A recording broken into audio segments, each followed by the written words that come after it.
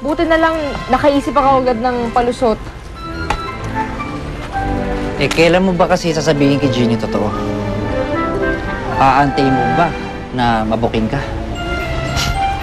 Alam mo, mas malaking gulo yan pag nagkataon. Eh, nakikita ko naman yung effort na ginagawa ni Gino.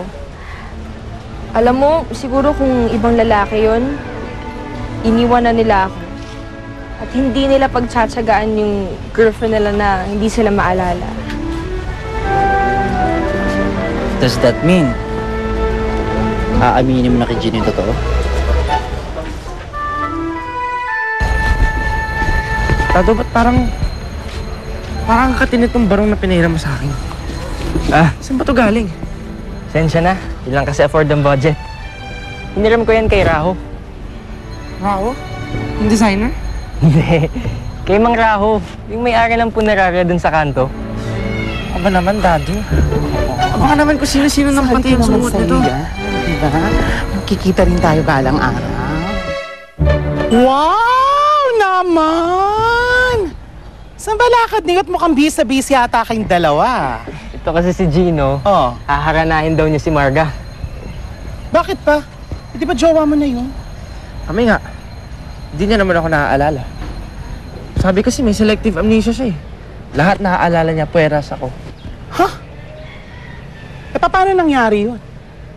Eh, alam ko, pagka-landing namin sa airport, ikaw nga una niya hinahanap eh. Tapos amnesia.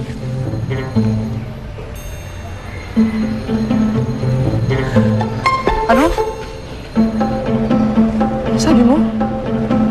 Walang amnesia si Marga.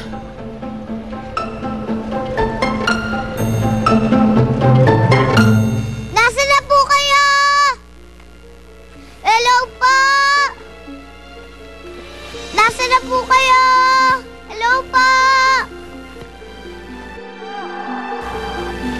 Doon po, oh.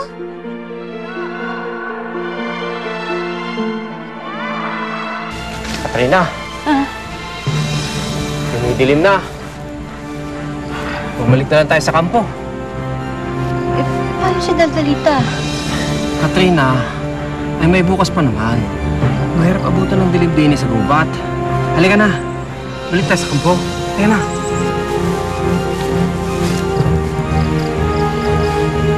Mateo. Oh. Parang tao eh. Ha? Daldalita? Di ba dapat masaya ka? Walang amnesia si Marga. Naalala ka niya. Tingin mo dapat matuwa ako sa nalaman ko? Pinagmukha niya tayong tanga. Pwes, gusto niyo maglaro? Fine. Huliin ang batang taong gubat! Daldalita! Takbo! Sige! Habulin! Hoy! Saan mo nakuha yan? Nakita po namin. Sa buwangan ng buhaya. Dito mga siya. Doc Mateo, we believe na kinain na ng buhaya si Daldalita.